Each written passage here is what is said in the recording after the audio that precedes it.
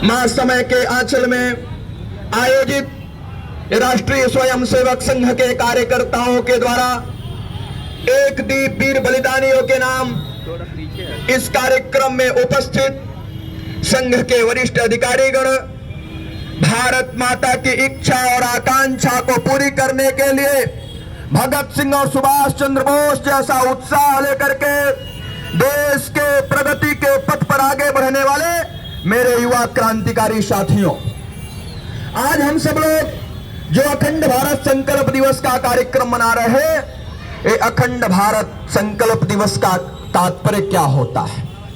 15 अगस्त को हम आजादी मनाते हैं, लेकिन आज 14 अगस्त एक दिन पहले संध्या पर एक कैसा कार्यक्रम है आपके मन में रहता होगा। बंधु, अपना भारत, जिस भारत के बारे में कहा जाता था कि जिस भारत में पैदा हुआ व्यक्ति अपने को गौरव की अनुभूति करता था, ऐसा भारत जो खंडित हो गया, वो अखंड भारत कहां से कहां तक था। लोग कहते हैं, आप तो कहते हैं कि खंडित भारत है, तो मैं पूछता हूं कि अखंड भारत कहां है। उनको मैं बताना चाहता हूं कि अखंड भारत का तात्पर्य किसी प्रकार का कोई व्यक्ति ने नहीं अखंड भारत की रचना किया है।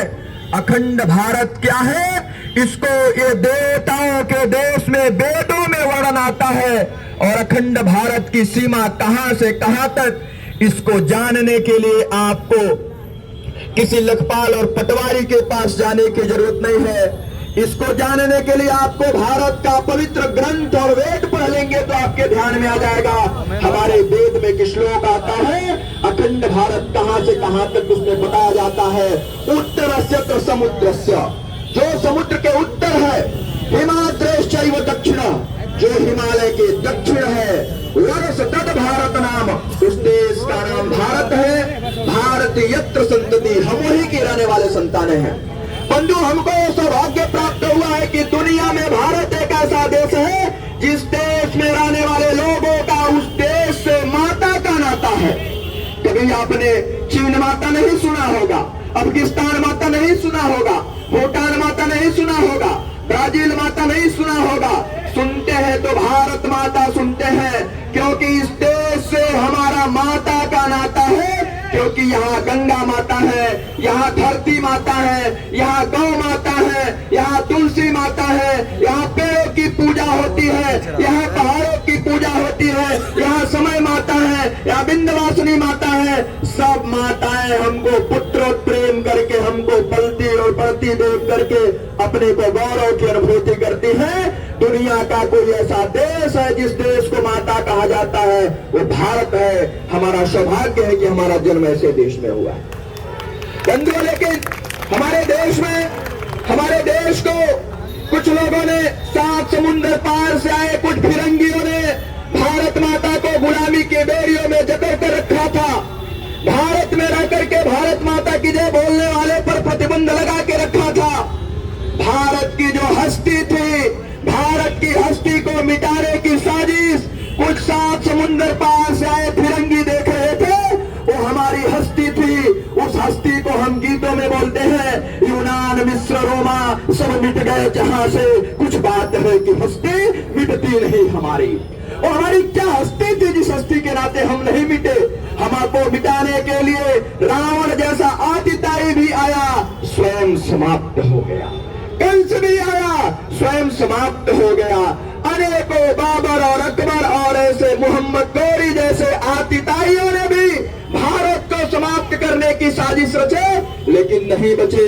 यह धर्म बचा, यह देश बचा, क्योंकि कुछ बात है कि हस्ती मिटती नहीं हमारी। और हमारी क्या हस्ती है? वो हमारी हस्ती है, भारत दुनिया को परिवार मानता है। हम वसुधैव कुटुंबकम, पूरा विश्व परिवार मानने वाला दुनिया का कोई देश है तो भारत है। ये हमारी हस्ती है। हम किसी एक व्यक्ति के कल्याण की कामना नहीं करते। हमारे समय माता मंदिर पर जब आरती होती है और ऐसे लाखों मंदिरों पर जब आरती होती है, तो हमें नहीं कहते हैं कि जो मंदिर में पूजा करने आए हैं सिर्फ इसी की जय हो। हम बोलते हैं क्या? धर्म की।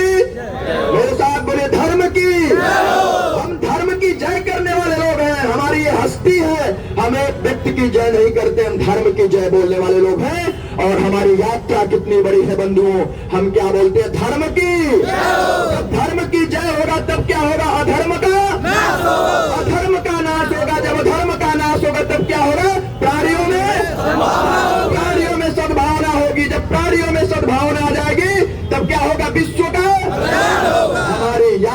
धर्म से चल करके विश्व कल्याण तक की यात्रा को पूरी करने वाला दुनिया का कोई देश है तो भारत है। हम सबका सौभाग्य है कि हमारा जन्म ऐसे पवित्र देश में हुआ है। बंधुओं, हमारी जो हस्ती है, हमारी हस्ती है, चींटियां भी रास्ता बना के जाती हैं। हमारी माताएं चींटियों को भी आटा देने का साहस भारत की माताओं के अंदर है।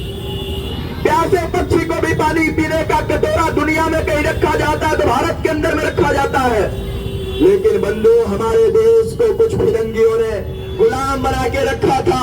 हमारे देश के नौजवान, इसमें मैं हजारों नौजवानों में किसी को भगत सिंह के रूप में देख रहा हूं, कोई जय घोष बोलते सुभाष चंद्र बोस जैसा।